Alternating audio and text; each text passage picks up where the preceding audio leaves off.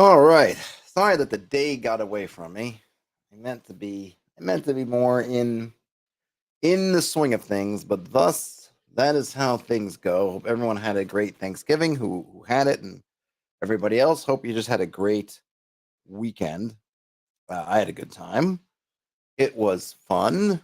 Ate lots of stuff. I I didn't actually have any turkey.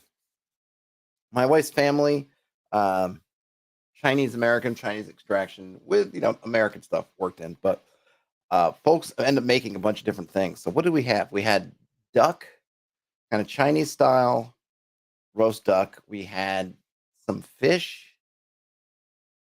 We went to my brother-in-law's, and he likes to, and I don't blame him. He's got 5 kids from like 1 to 15, essentially. So when we go to his place, or really any time, right? He's cooking he's got to do stuff for an army. And that's before anybody else shows up. So he'll do catering. He'll cater stuff. So he got some franchesa, this kind of fish, sort of a breaded and kind of a lemon white wine sauce. And what else was there? My wife made beef stroganoff. We had a bunch of stuff, but no actual conventional Thanksgivingery or Thanksgiving fare. What would you call it? I don't know. And then I'm getting ready for PAX Unplugged. If you're going to be at PAX Unplugged, reach out. I'm going to keep reminding through the week. It doesn't seem like most of you folks out there, hey Magnus, that are regulars to the channel, I don't seem to be going. Unfortunately, that's maybe another time. But anybody else, let me know because it'd be great to. I'm happy to come by and say hey and hang out and play some games or do whatever. I have no hard and fast plans. I'm starting to see stuff trickle in through the kind of media mailing list. Yeah, Magnus, it was hard for me to get my act together today, but I'm making it happen. I'm starting to see stuff trickle into the media mailing list. So what happens is, or what I imagine happens is, because I don't know. So you get on I get technically I think it's a content creator badge. Essentially, it's a media pass, and then that I think puts me on some kind of emailing list, and then people can cycle through and send stuff. And a lot of times, it's okay. I mean, it sounds like, ooh, I'm on a media mailing list. It ain't all that. For the most part, what I end up on is like everybody's crowdfunding list. Like, oh, we got a new Kickstarter coming out. Like just your kind of generic. I feel like I got put on all these different people's marketing mailing lists. And I don't remember really assenting to it, but I guess it just comes with the territory. I guess I can't be too mad at them for folks sending it out. But now, in the last couple of days, and I think for the rest of the week, I'm starting to get actual notifications from people who are actually going to be at PAX about stuff going on at PAX. Frederick gamed 3 days over the weekend. Nice. I don't know what HOTD is, Frederick. What is HOTD? And what is the Doom die?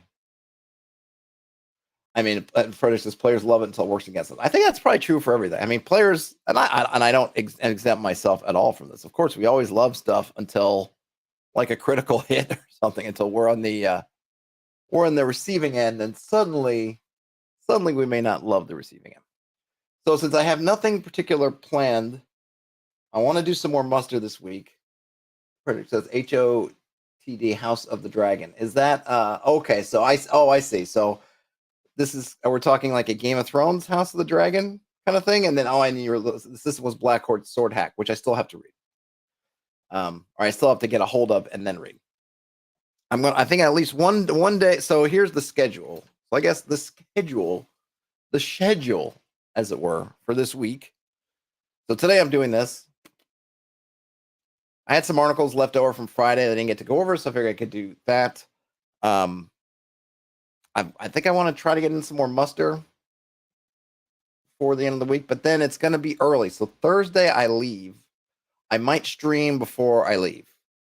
Philly is not far from New York City. It's not I'm going to take the train because I think my family are going to join me. So my family are going to come hang out in Philly over the weekend while I'm doing stuff. So they're going to drive. I'm going to take the train, and the train is nice. It's a little bit expensive. I think Amtrak overprices stuff. Amtrak, American train. I don't know what it's America's. It's the sort of national railroad for those who living outside the states. And I always feel like it's overpriced. I love taking the train, but it feels like you're spending too much. But anyway, Thursday I'll be heading to Philly. I don't know if I'm going to stream before I leave or not. I'm going to try to, because I don't have anywhere to be Thursday day. I mean, I'm going to be working part of the day, and I figure I can squeeze the stream in, then maybe I'll leave. I got to look at this train schedule also to see what time I want to get out of here. And then Friday, of course, through Sunday, I'll be attending PAX. I'm going to try to drop some videos in. I'm trying to kind of travel a little bit light or travel differently. So I'm not going to have my laptop, and my laptop's getting kind of older, and I don't know that I want to. I don't know that I want to. It's been working well where it is. I don't know if I want to move it. I have an iPad Pro with I think it's the M1 chip. So it's not like it's incapable of doing stuff, but it's all app based. And I don't love that quite so much because you don't end up getting the full. So, for example, I've got DaVinci Resolve that I've been using. I've kind of transitioned to for editing videos. And DaVinci Resolve, they have an iPad app, but it's not full figured. Whereas I think if I had a MacBook Air, even though about the same, I'd get the same use out of it. Granted, I wouldn't have the touchscreen, wouldn't have the stylus kind of stuff, but I could run full figure stuff. I don't know. I got to figure out next generation. I got to figure out about that because as much as I love my iPad, I don't know. But let's get on to some more stuff than me droning on. So I'll be at PAX Thursday afternoon through Sunday. Yeah, Frederick says, take the iPad and edit at home on the laptop. Yeah, I know. That's probably what I will do. And I could do some editing. It's just I guess I always feel like fired up that I want to share stuff. Like, oh, I just took this, thing. And I want to post it if I have a chance. And not that I can't do that with the iPad. It's just not as easy. It's just not as easy as if I had my laptop. Even though the iPad is as powerful, I think, pretty much as my laptop is. Just not really. I don't know. We'll see. There's going to be some things. Maybe I'll figure out some stuff. But yeah, I'll expect a larger dump of post PAX coverage to come during the week. Because I am just a one-man shop, so I don't have teams of folks to sit back and crank out, editing and things while I'm fiddle-faddling about. Plus, it's not going to be all work. I'm gonna definitely play some games and do some stuff. And my cousin and he has a local gaming group now, and they're coming down, so it's gonna be fun and feature packed. Okay, so this one I saw. This was posted to actually what you're seeing on screen.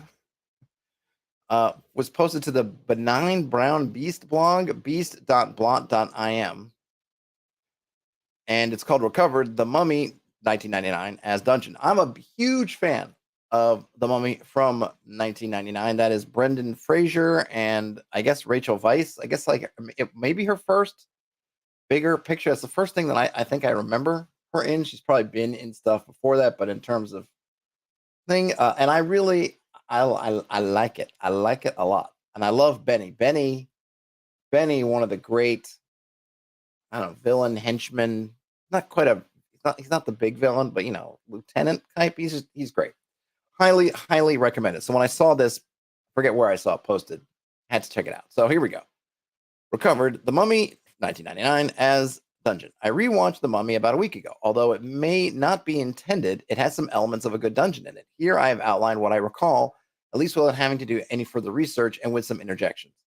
Okay, so we have a cross denotes elements drawn from The Mummy Returns, which was not a great movie. Yeah, I don't remember The Mummy Returns so much, but yes. Definitely not as good a movie. Oh, okay. Let's see. So getting there.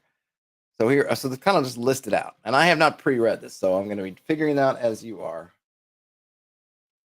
Oh, let's see. So getting there, we have a map to dungeon inside a puzzle box. Okay, so this is stuff So the puzzle box, what do they do? In the movie, it's not a map to the dungeon, it's the book that she's not supposed to read from. Condemned Man also knows the way, which is cool. That is from the movie. Path illuminated by a mirage at sunrise. And I guess he's kind of rated these as meh, cool, and meh. I don't know. The path illuminated by a mirage. I don't know if it's illuminated by a mirage. As I guess it's the mirage is the. I guess I wouldn't factor it like that. So he puts it path illuminated by a mirage at sunrise. I would say that there's an illusion that the sun of a new day sees through, which I think is kind of cool, actually. The map is not the puzzle box. Yeah, I mean, the puzzle box thing. It was just a matter of having the key. They figure out it's the key, and then they put it in there as a game thing. If I was going to take that, because I think it's like a little canister type thing, and then it flicks open to kind of like a flower, and then you put it in. There's clearly a thing on the I guess the top of the box, or is it on the book itself, or is it the latch on the book, and then they crank it? Anyway, I wouldn't necessarily a puzzle box. I probably wouldn't really puzzle it out. So that's getting there. Okay, cool. Now, as you're there, you have a front door that's unlocked by a puzzle box. I don't know, stone tablet that says the Book of Life is below the statue of Anubis, and also says the Book of Death is below the statue of Thoth. The Book of Life is below the statue of Thoth. Nice. The cursed box is below the statue of Anubis. Imhotep, that's the mummy, trapped and inanimate in a sarcophagus. Dormant mummies entombed behind figures in the walls. Jewels set in the walls are actually flesh-eating scarabs. This is always a cool thing. Now, the special effects have waned. They're just not as good. I mean, they don't look as good, but still, it's a neat thing. The River of Death flows through the lowest level. I think that might be a created thing. I thought they were going to put marks next to the things that were from the dungeon, because that's in the movie. This is in the movie. This is in the movie. Bunch of stuff, but then the River of Death, I don't think it's in the movie. A sacrificial altar next to the River of Death. There's some kind of pool, right? In the movie has this kind of, I don't know, it seems like Mercury or some other pool. I think there's, because I think her spirit, then that pool is kind of a portal to, it must be the underworld. Another neat idea. And then the pool instead of, I think I like the pool more than the river, actually. Because I don't know, something I know the pool is more of a standard trope, but in this case, I feel like it's appropriate. But a river works too. So I think if I was going to do a river, I'd want to play with Leith or something, and have you go to sleep or you lose your memory or something like that if you touch the water. And this is kind of semi-warm tea for the black tea for the working man. A treasure room containing lots of stuff, and also the Rod of Osiris, except for the trouble of hauling it. It is unprotected. I forget, the Rod of Osiris, is that something they actually use? That might be made up. I don't remember if they had to use any rods or anything. Big crocodile-headed self-destruct lever closes off all exits and sinks the dungeon into the sand. That's true. Location in the desert makes hauling loot inconvenient. Yes, and you can also play around with, there was, so the thing is,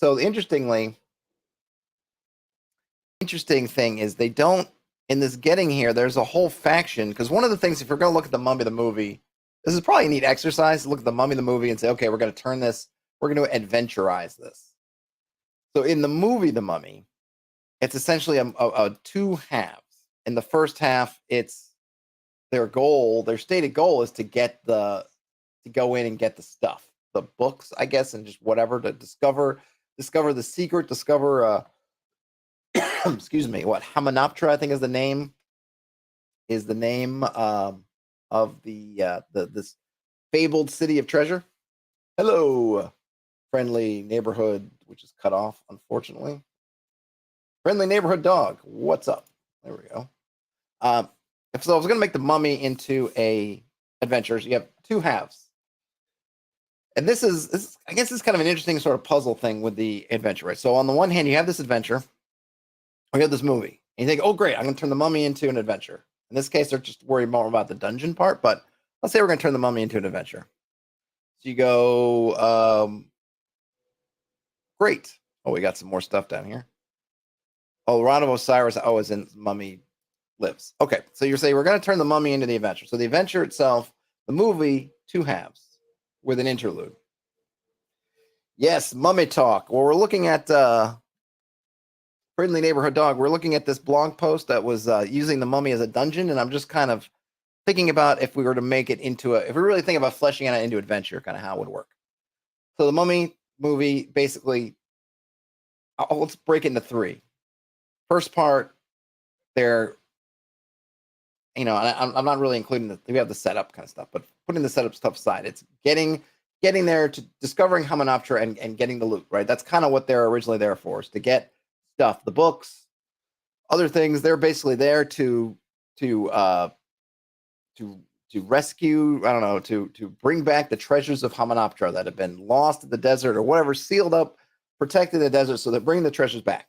Of course, they are successful in that, but in so doing, they release the Mummy, which they don't. Do they realize it? I'm trying to remember. It's been a minute since I watched the Mummy movie. No, I think they do know that something's gone horribly wrong. Benny ends up getting trapped, some stuff happens, but they make it back out. So that's kind of first part. Then you have what I'm calling the interlude. It's not interlude. It's the Mummy's powering up. So they're in.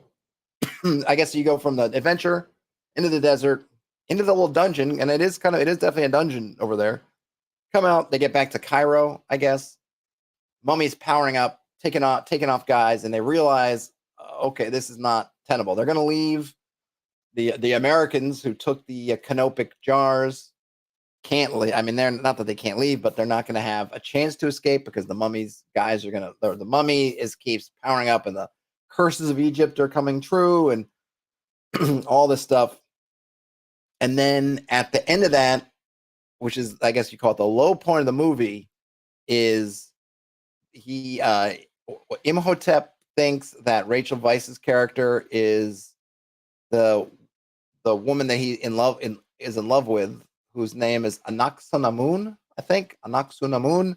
So he takes her, and they're going back to Hamunaptra to complete some kind of ritual to essentially get Anaxunamun's spirit, soul, whatever, into her body. So she'll be able to live again at the cost of Rachel Weisz's character, whose her character name I don't remember. Anyway, right. So that's you in kind of movie wise, you've got sort of thing, and then you get this low point, and then they're going to rise up and take it down. But in terms of adventure, okay, so you have the first part, then you have the middle part in town, and then back to the desert, back to the dungeon. This time, trying to now defeat the Mummy.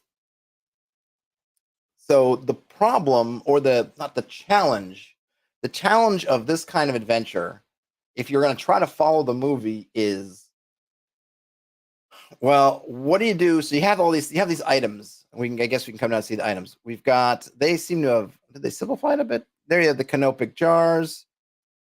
They have so here he has the organs. I think in the movie it's actually Imhotep's organs, though maybe Anaxunamun's organs are there as well. Friendly Neighborhood Dog says, I liked when I watched The Mummy for the first time. I mean, this is based on the 1999 Mummy as opposed to Tom Cruise's Mummy. I'm not sure, or other mummies, or Boris Karloff's The Mummy. So I'm not sure which one you saw, Friendly Neighborhood Dog, but yeah, I really like the Brendan Fraser Mummy, which this one's kind of using. It's my favorite of the modern Mummy films. Did Tom Cruise's, was that The Mummy also, or was that something else? Yeah, the old, right. So there's, I guess there's kind of the oldest Mummy movies. There's probably even older ones. I'm thinking of like the Universal Monster Mummy movies. Boris Karloff, I think, is the Mummy, maybe. And then you have the Brendan Fraser ones. There's probably others. And then you've got, does anyone even remember the Tom Cruise? Tom Cruise one, I think it's just going to go into the cinematic graveyard. Is one of those things you just look at on their IMDb at some point and go, geez, that was something. Or I didn't even know he made a Mummy movie. So the problem is that with the movie as an adventure. So you start off with, okay, you go to loot the Mummy's tomb. That's a perfectly something that adventurers would do. Yeah, Friendly David Hill points out that 3 months. There might even be is there even a fourth one? I don't even know. But yeah, I really like Mummy 1, Mummy 2, less so, Mummy 3, not very much. And then yeah, it points out Tom Cruise Mummy was not good. Oh, I agreed. So you're setting them to loot the mummy's tomb. And okay, so great. And they probably are going to loot it. I mean, that's classic adventure stuff. Classic stuff. Hey, you're going to go to this mummy's tomb. You've got, so you can imagine the plot hook being, hey, you're at the tavern or wherever, and you're able to buy, get a hold of, steal. It's gifted to you, sent to you. The something about Hamunaptra, right? Something about there to enough to get there. Maybe you hear about the condemned man who can lead the way. And if you can just pay off the jailer, he'll let him off the hook, or the jailer will come with you. And that guy his character was great too, right? So you got that part. But what you can't do is you can't be deterministic about what the characters do once they get to the mummy. And what I mean by that is in the movie, the whole thing hinges on two things: them reading from the book. And there's that scholar, but he doesn't get there in time. And he says, no, do not read from the book. Right. Reading from the book, bad. And I guess she doesn't. And here's the other thing too, right? In a movie like The Mummy, I think it's understood or understandable that these characters, other than presumably that faction who is trying to keep people away from Hamunaptra. Because remember, there are those guys that they're always looking down from top of some cliff or dune, looking down at what's going on, and then they end up coming and helping out. And then the scholar who works at the museum ends up being one of them. It's understandable that Rachel Weisz and her character do not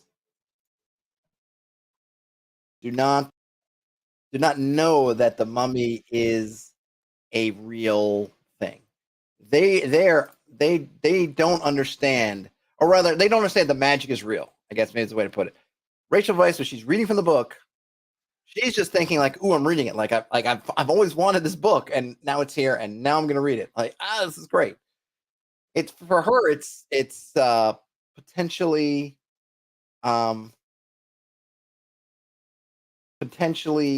interesting. Maybe it's got some kind of, maybe it's historically it's interesting, but essentially anything in there about curses, anything in about whatever's going on, I think she's probably just going to take as fiction,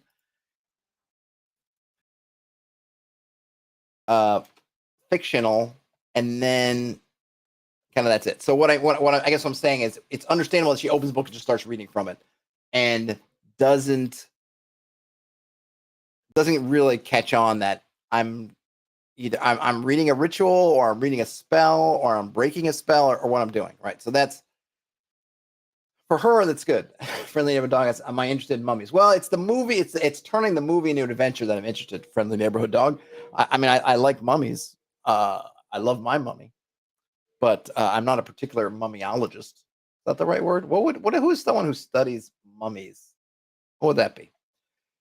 So in an adventure, though, I fully would expect, unless you have, you might have some, granted, level and abilities, right, notwithstanding, you're going to have some folks who are going to say, I detect magic on this, on the book. I'm going to read languages. I'm not going to just read it blindly. I'm not just going to intone the words blindly.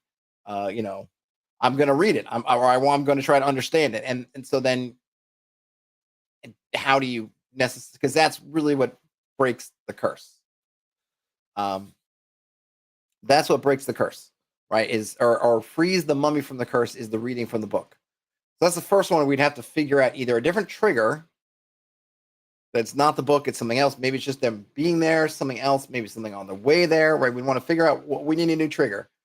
A trigger that they're likely, or that they have no choice but opening. And not what I mean in this case of railroading is they're going to read the book no matter what, but something that they just, by moving the stone from the opening the doorway to the tomb, you are going to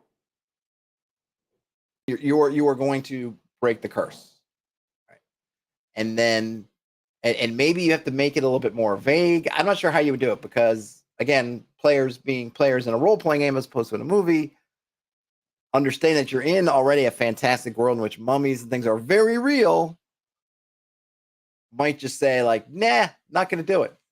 Oh look, all who enter here, all ye who enter here will release the mummy king and unleash the curses of whatever. It's like, yeah, probably not going to do it, right? So that's going to be a challenge. That would be a difficulty. And then the other thing is the canopic jars, because originally that's how the mummy at least got to. So the mummy starts off, they're just kind of they don't have a lot to them, right? And then he has to.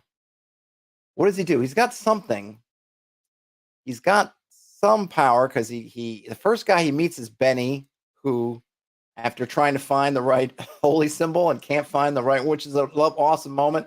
He's got all these chains, all these different holy symbols of different religions around their neck, and and he's trying to find the right one, and it doesn't end up working for him. Well, I mean, he doesn't end up getting shielded for the mummy, but eventually ends up in the employ of the mummy.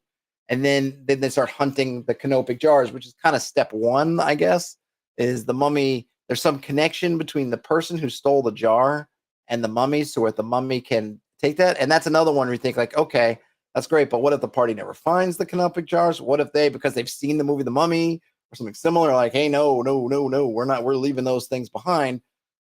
Like, what do we do? So I guess I'm just like a really long way of saying, like, you could see how. So here, this blog post is going through it and just kind of pulling out the innards for a dungeon, which is not bad. But you could see how in an adventure, there are some challenges here. And I think you can run into difficulties. You can run into obstacles, or you can kind of you can end up running down some wrong paths when you try to jam it in there. Because, like I said, if you want to go strictly by the movie, certain things have to happen. Someone's got to read from the book. Someone's got to take a few people, and you probably don't want them to be the players. Probably want them to be some hirelings. I suppose you can arrange that by having a bunch of hirelings alongside, and they go and grab the canopic jars. But of course, if the party is smart or thinking about it and says, hey man, why are you taking these jars, or don't take them, or somehow whatever, then you got to deal with it. But I like what this blog has done in terms of just kind of breaking it down. And it's probably something interesting if you like a movie and you think there's something in that movie to use, is just kind of break it down, what's in there. So we get down to here. So I kind of skipped over some of those. He's gone over the items, which I don't really care that much about. But then we have Imhotep, who has goals: kill all who open the cursed box, right? Who all take the organs, basically the canopic jars, right? Reincarnate his lover, and now he's got, essentially you have kind of ready made, or I mean, the blog author has made for us basically the front for this. What does he need? He needs a woman sacrifice. He needs the Book of the Death. He needs to be at the sacrificial altar. He needs to have the canopic jars. And then, oh yeah, the cats. That was always a cool moment. The theaters, he doesn't like cats at least not until he's whole. And then here we have not a full-fledged monster stat block, but we have, what does Imhotep get to do? He can assimilate organs from those people, or at least the canopic jars people. He's got plagues he can cause, meteors, he can turn to sand, he can command undead, he can do the wall of sand with his face on it. He looks really dumb while doing it. Oh, come on. I thought he looked cool back in the day. Maybe it looks dumb now. He can he can speak in some languages after he takes a tongue. And then he can the rally a mob of locals. That's actually was one of the plagues. And then he's immortal. And we do have some factions. Oh, the Magi. There it was. Yep. You have the rival adventurers. You have this. The group that's trying to keep who knows about Imhotep, wanting to keep him dead. And then he's got that summary. Oh wow, this is older than I thought, but this is cool. I know I went off on a tangent and kind of creating an adventure out of this, but I think it's kind of interesting. Oh, I see. It's been updated. So cool. It'd be nice to kind of go through some of those in more depth, because I think the reason why it appeals to me is I think this is something that we've all done, and it's fun to use stuff that we've seen, read, popular culture, and integrate into the game. But there's challenges there that may not be super apparent when you get into it, or it can be easy to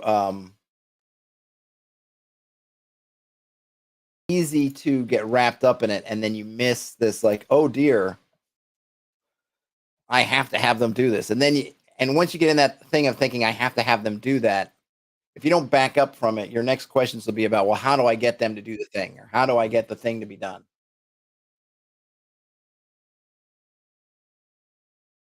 Right?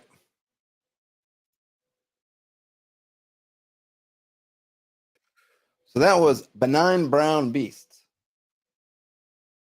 Thanks for that, Benign Brown Beast. All right, what else have we got? I got this one, a bit more recent, posted to the Seed of Worlds blog at seedofworlds.blogspot. Oh, I guess it's already at 150.blogspot. Seedofworlds.blogspot.com, posted from the 18th. It's a campaign retrospective. I'm always, I like these campaign retrospectives. I always enjoy. I always enjoy that stuff. So this is a campaign retrospective for the Southern Reaches. It's so let's see. I guess I'll just read into it. I don't know. Okay. This will be good. An open table sort of West Marches game has stalled out, so let us do a retrospective against the Wicked City style. I don't know what that is, but I guess that's another retrospective to see what we can learn and decide if it is worth reviving. So this is what I like about them, right? We get to get insight via osmosis, right? Someone's gone and gone through a campaign, and we get to kind of read their wisdom. Previous retro. Okay, so he's done these before. All right, so Southern Reaches took place over 23 sessions from December 2022 to July 2023. What it was, an open table sandbox test using Brancolonia rules. Brancolonia rules. I'm not familiar with that, but that's okay. I was supposed to run it by one of my home campaign players while they were overseas studying. They roped together a gang of folk. I also ran a B table through the same setup as a test, and that turned into fun combinations later. For me, this was a test of West March's style, as closely as could be done. No plots, no plans. Each session started, you've come down to breakfast in the Flytrap Inn. This is who you see around the table. What are you up to today? It was also an arena to try out things from various OSR blogs, and we'll get a list of sources below. It has been my most formal, quote-unquote, method test campaign so far, where I was attempting to follow a style of game running as much as I was creating a world. Okay. So what worked? Pure shenanigans. This ended up being a deeply chaotic campaign. The brawl rules from Brancolonia, giving it a lower stakes means to stage confrontations and a general theme of disorganized whimsy among the characters. Session -1. To level set expectations, since these folk were strangers to me and we were meeting online for the first time. Okay, so they even had so I guess they had not only a session 0, but even a session before that. Animalings. The players leaned into the animalings with an otterling, ratling, and raccoon folk as 3 of the top 5 most frequent players. The varying height scales within the party led to some fun terrain and transport measures, particularly furry characters dealing with waterlogged swamp, for instance. I'm not familiar with animalings, but I'm guessing that's something from Brancolonia. Players driving the action. A subset of the players emerged as the action drivers: Alf, Chestnut, Francis, and to a lesser extent Bin. If one of them was present for a session, the night would organize itself. You can read the outcomes of a bunch of that. Okay, so we got that. This upheld the no regular plot leg of West Marches, encounter tables, or random generation. I built a big overloaded encounter table, meandering banter, necropraxis, Haruspek's Hovel, Frog Factory, Coins and Scrolls, Tome of Lost Lore, and it provided all the adventure for the players executing whatever plan they came up with that morning. Setting was developed using world-building tools and blog challenges, Asgar's map, combined with the Deck of Worlds for geography, also using downtime in Zayan to layer in history and factions. I added some blog challenges to add attention to the location and develop backgrounds to randomly generate NPCs on the fly. Baiting hooks. I salted the sandblocks with things they could go after and left them to it. Some were not subtle, like the big spooky castle at the end of the yard of their bar that none of the locals would talk about.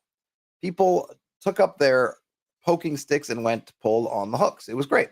Doodle pools to organize. Circulated late each month, games tagged in where at least 3 players were able. While it worked, it was great.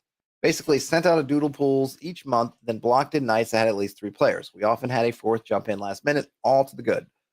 This upheld the no regular table leg of West Marches. All right, so Raid, thank you. Broncolonia is an Italian 5th edition Kickstarter. Okay, thanks for the. I'll throw that on the screen for a minute. Thanks for that. Radel Cielo says it's fun fantasy Italy with scoundrels, tavern brawls, puppet NPCs, hardcore rest rules from the 5th edition DMG. Ah, cool.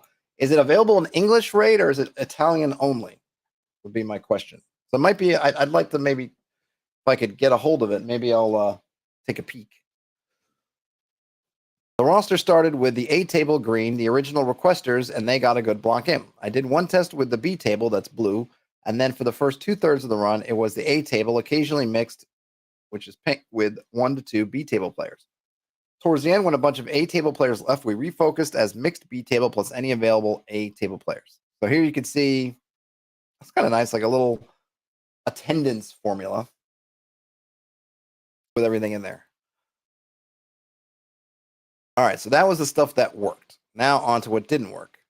True West March scheduling. Players did not proactively seek dates to game. They did complete the doodles, so sessions were quasi on the fly, right? Meaning, so because one of the things from the West March style games is that it's supposed to be player driven in the scheduling, opposed to the GM saying, when are we going to play next? The players will put together, hey, these are the days we can meet next, or whatever, put things together, and the GM will just say, oh, I can do this date and I can't do that date.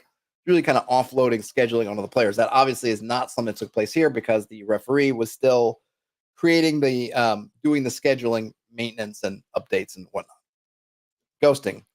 Come mid-late summer, people stopped replying to doodles, and we went suddenly from 2 to 3 sessions a month to 0. Eventually, word filtered back to me, and some people did reach out, but it effectively died all of a sudden. For a while, I had no idea why. What's up? WhatsApp groups. There was one with players only, with all activity there. Another with players plus me as the GM, which was a broadcast channel for me, then faded out. Intended as player schemes and open channels, the scheming happened, but then the chore of communicating a digest of the schemes to me was that a chore. So it never happened, and I lost a bunch of visibility on what people were keen on. Juggling. For a period, I had both this and another table fluid on my calendar, and it was a lot. Happily, the other games settled onto fixed days, and southern reaches could flow. Life. The period to play this was while the smallest householder fell asleep regularly, allowing 2.5 hours playtime. Their sleep patterns have gone to hell, and I can no longer see the slot this used to run on being available for the foreseeable. All evening gaming now requires babysitting. Hey, Brian Smith.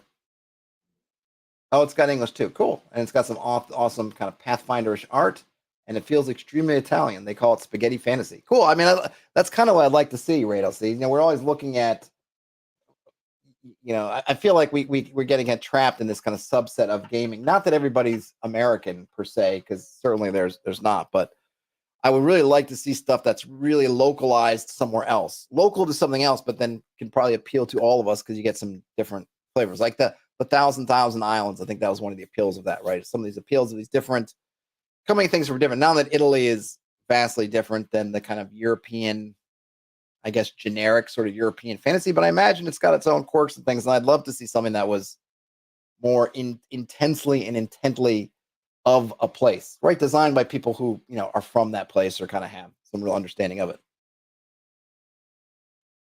And Ray just wishes it wasn't 5e. I hear you. Okay. So the things that didn't work, just to recap, right? They wasn't able to get the true West March of scheduling going. The game kind of fizzled out and was sort of, and the ref was kind of left in the dark. So what happened? The kind of players only groups, and then the GM plus players group didn't really work, maybe as intended. And then it could be a lot juggling the games and just life stuff, which isn't really it just life happens. Now on to lessons learned.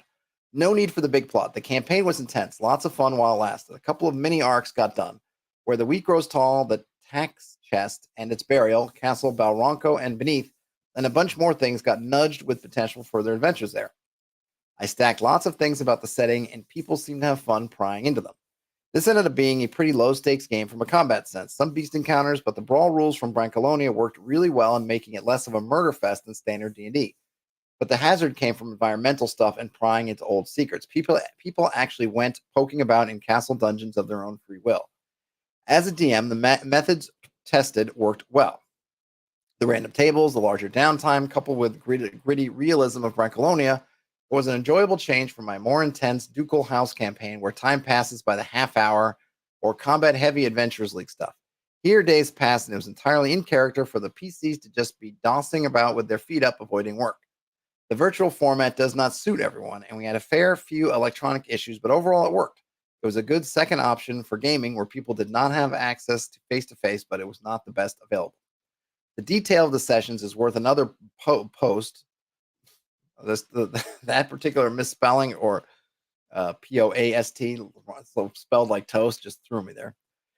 The detail of the sessions is worth another post, but basically I seeded a few written adventures, Rogantino from Brancolonia, where the week goes tall, to kick things off, and then chucked a half dozen adventure hooks, go do me a mail run type stuff.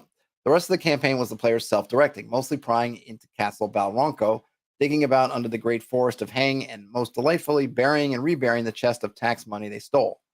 Core takeaway, I am sold on the open table concept. It works really well. I need an easy means to print out my random tables and the like, and I would be happy to take this anywhere. If I could guarantee I could DM at nights, I would be on reviving this, but not just now, alas. Pricepus says, life finds a way to ruin game night schedule. Yes. So really interesting rundown. I really like this. They're really organized and kind of keeping track of who showed up and who didn't.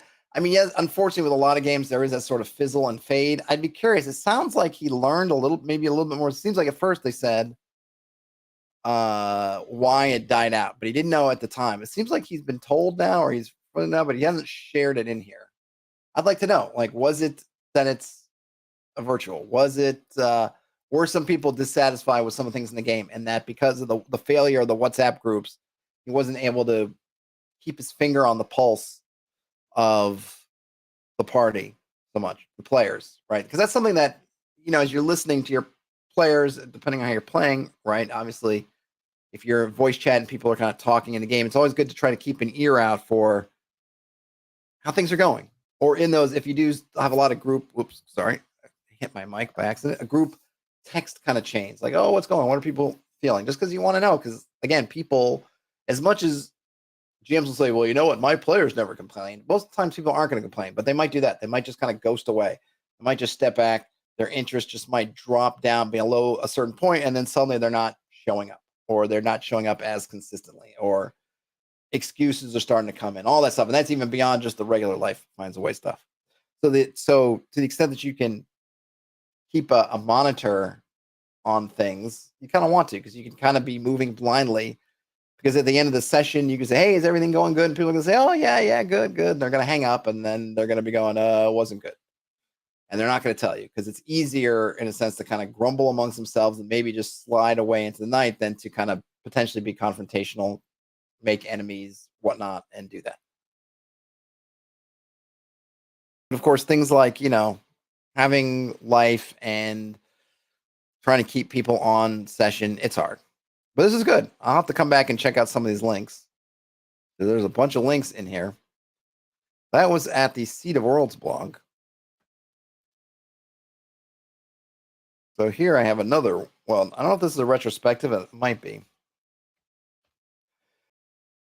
Okay, so this is from the Reavers, a Wolves Upon the Coast campaign blog at weavers.wutc.bearblog.dev. This is called the PC Power Curve and Closure, and was also posted on November 18th of this year. Wolves is a game that can make a few bold characters grow rapidly in power. This is both a blessing and a curse. These bold characters will often find themselves at the center of everything the party does for several sessions, as people want to see them accomplish the cool things they want to do. That then leads them succeeding boasts even more quickly and even at higher levels, and then suddenly you have one PC who's sitting at 6 to 8 boasts, and everyone else is sitting at 1 to 3. Every session becomes warped around what does X want to do. I'm not super familiar with boasting in Wolves on the Coast.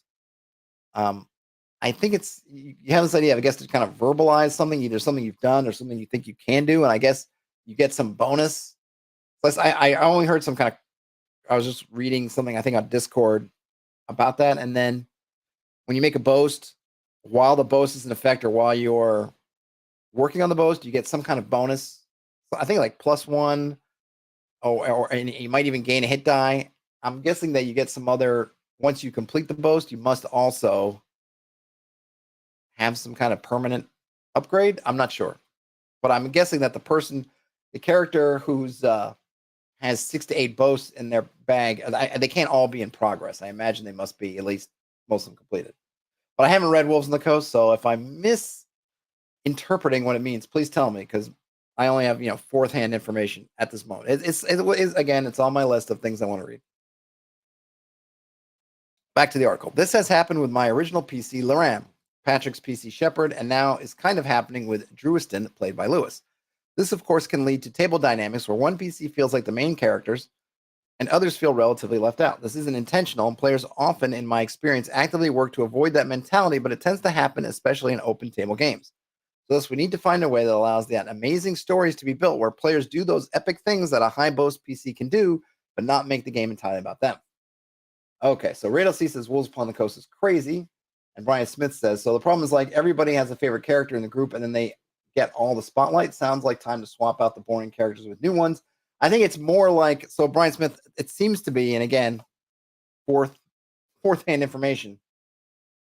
It's more like you're getting a level gap is going. And because this thing about boasting, I think is kind of central to the game loop, that the person who's out front who can make these boasts and get into them is going to tend to control the action. What I think would actually more is that you should pull let those characters with a bunch of boasts out and maybe put some lower ones in so that you kind of stay balanced, something like that. But I'm not sure if even that would work, because then you get this, you want to grow, you show your character growth and everything. And if you put them on the sidelines as soon as they kind of outpace everybody, then I feel like that's kind of like, well, what's the fun of the game? But at the same time, it seems like you can kind of get to a level where you're just eating up more of the spotlight, maybe. It's really not even about spotlight. Like there's just, I remember my stream the other day, I was talking about gravity, right? A high level character, I feel like can have this kind of gravity, which I think is kind of neat, where things just kind of, the world sort of is pulled into these loci of fate, if you will. And it's kind of something similar to that.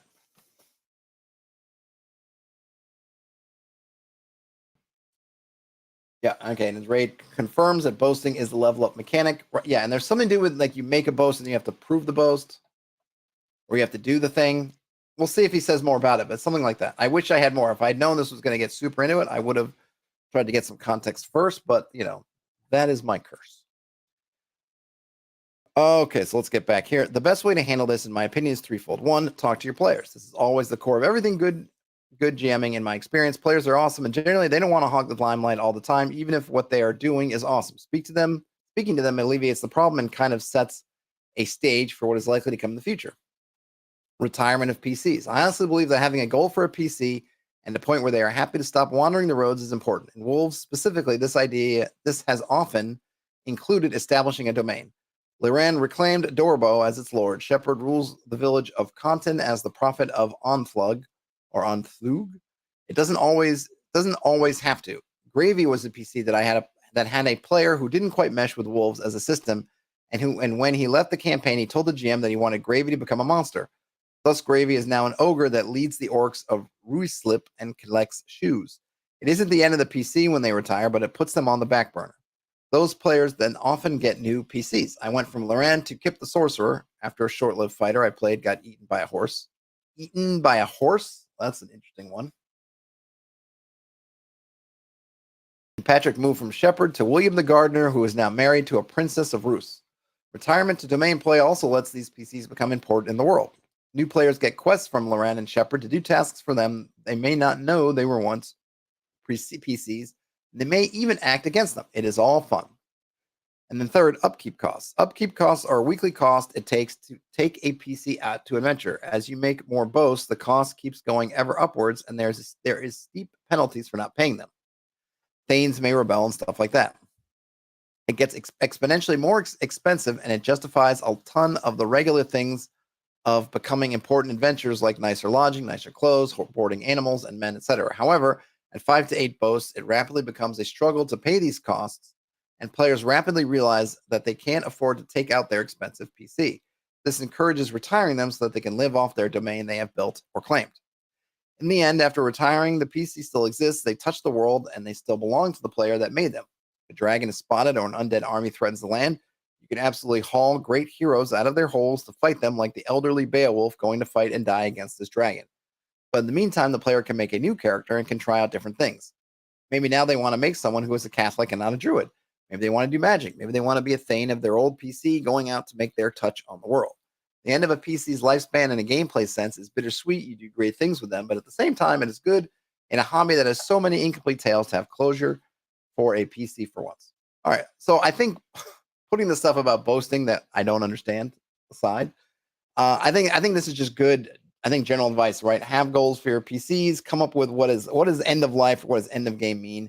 This is something that D&D hasn't really done very well. Maybe not ever. I mean, there was always kind of domain play, but it wasn't.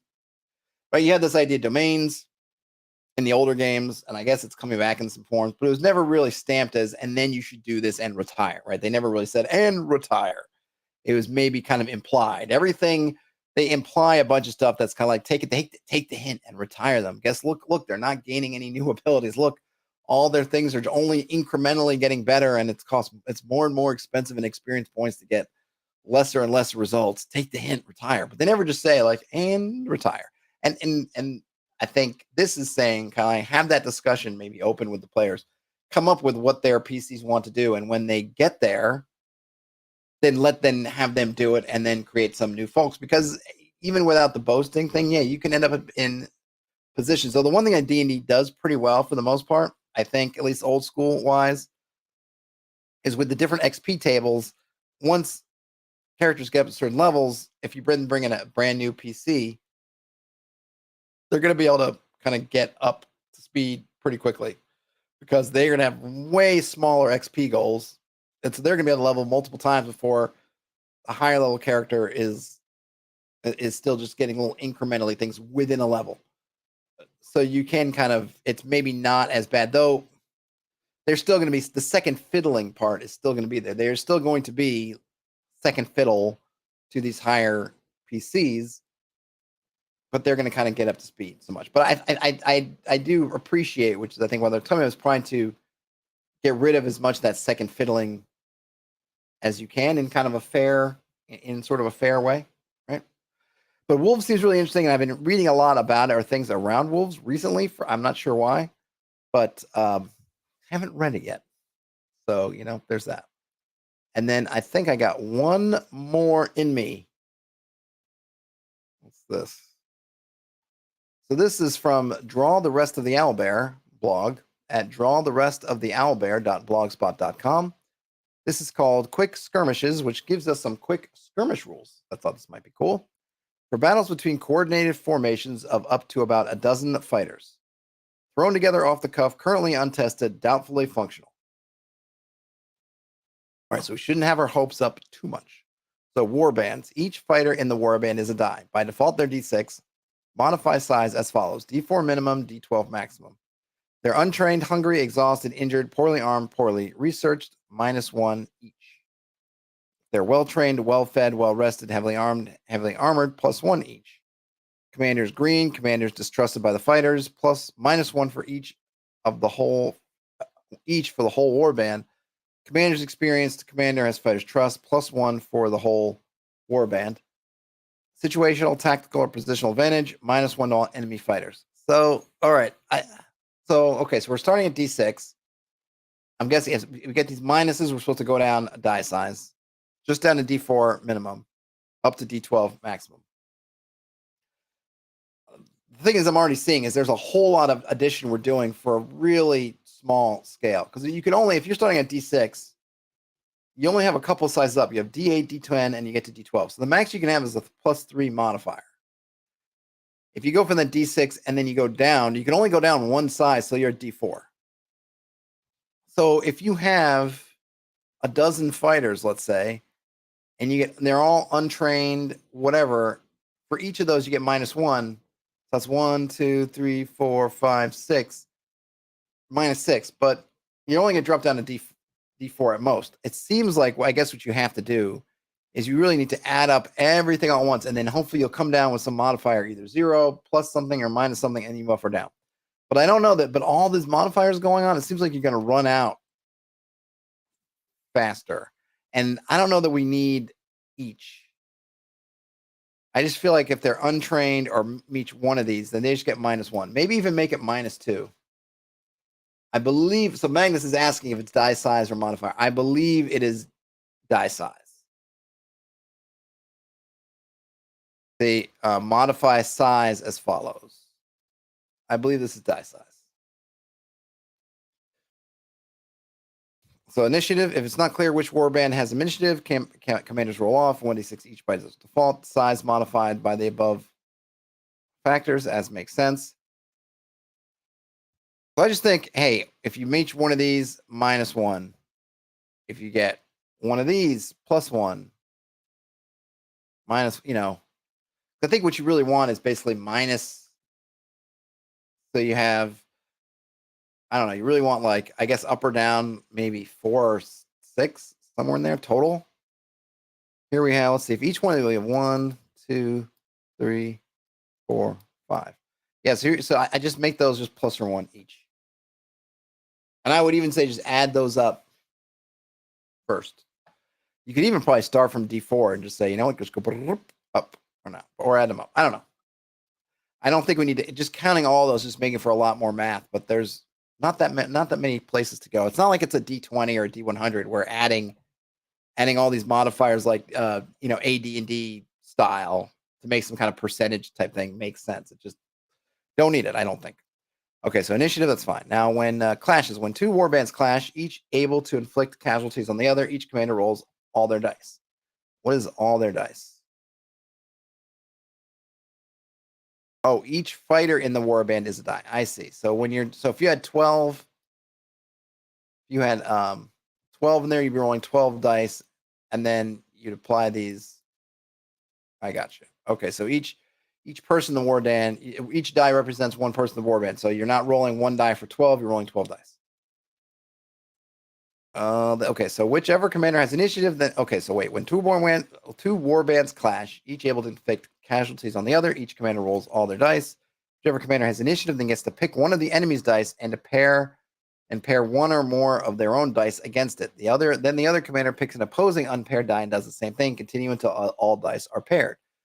Now you look at each pairing. Whichever side has the higher total in that pairing wins. The losing fighter gets hurt as follows: beaten by 1, wounded; beaten by 2, alive but out of the fight, will need treatment and recovery; beaten by 3 or more, dead. Surviving fighters check morale according to. Hey, Magnus, thanks for hanging out. Surviving fighters check morale according to normal rules. Individual checks if they are wounded. Warband checks collectively if outnumbered or reduced to half strength, or commanders fallen. If the fight continues, commanders roll for initiative again based on current conditions, and a new round begins. I don't know. I mean, I'm all for stuff. But my feeling is my first thing is, you're in formations about a dozen fighters. Do you need to use this at all? As opposed to just rolling D20 style. I'm not sure. I feel like if you wanted to do this, and it seems like what we're doing here, it looks like the main thing, because you're still rolling 12 dice, which is kind of nice. I like the pairing up. Okay, this happens, this happens, this happens, this happens, but you're still rolling 12 dice. What you're saving yourself, and you're still rolling initiative, so that's what you're saving yourself really is, instead of rolling damage and counting hit points, you're basically using this shorthand, which you could just take this shorthand out and plug it into your D20 rolls. Just roll your D20s and then plug them in, right? If you beat, and you could change the numbers to make it more reflective of the granularity of a D20 versus, or the amount of sides on a D20 as opposed to D6. So you might up with, say, make this wound beaten by 3, beaten by 5, beaten by 10, something like that. I'm not sure, because I think when I really want skirmish rules is for those bigger things where I have kind of companies coming at each other. If I just have 12 guys on each side, then I probably could just do it with regular combat or, something else. Brian Smith says there's so many better skirmish rules for something like this, I think. Yeah, probably. But, I always appreciate people trying stuff, right? So you're always trying to think things out. And they're saying it's kind of a thought experiment a bit, right? Thrown together off the cuff. They had an idea, they threw it out there. So I can really appreciate that. But yeah, I'm not sure this is worth just ditching, say, D20 style if you're only doing 12 on 12. And if you're doing something like OD&D where you're rolling just a bunch of D6s and just knocking guys out, like I would just do that. Hey, you win, you're out. You're defeated. And then, because that's something that kind of OD&D, like troop combat rules, is really great for. I'm just going to roll a whole bunch of D6s. We figure out what the target thing is, and you're just picking out which of those make it. And then you just, okay, 8 guys are gone. Or, these, and you just wipe them off the board. Works great. I would probably go to that before this, but I appreciate someone trying to come up with a spin on it. There's probably some, I think there's some possibilities here, but like I said, I think I'd wanted something that would be bigger. So I don't know, especially if I'm playing kind of an OSR rules light. I feel like this is still you could still kind of run this with normal combat and just kind of grant, some and a couple of advantage, come up with some modifiers and then bam, zoom, you're done. It's when you're coming up with more of a mass combat situation, I think that warranted. But still, thanks. That I wish people would. I wish people would say their names, but thanks. Draw the rest of the owlbear. All right, folks. Well, sorry I'm late with the stream and off the cuff, but that's how it went today. Just to reiterate, if you made it all the way here and you weren't listening earlier, I will be at PAX Unplugged in Philadelphia starting on Thursday. I'm going to try to stream on Thursday before I leave, but we'll see how that works out. Thursday afternoon, Friday, Saturday until Sunday, I will be at PAX. If you're at PAX, drop me a line, come say hi. I don't have a booth or anything. I'm just going to be wandering the floors, but if you find me, or if you spot me and come say hey, I'll be getting into games and maybe trying to interview some folks and doing that sort of thing. So this is going to be another short week.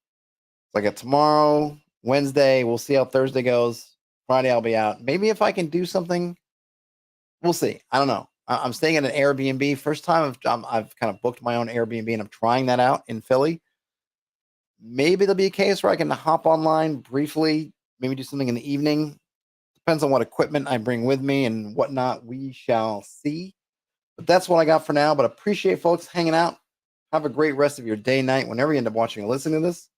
Game on, everybody. And I'll talk to you later. Bye now.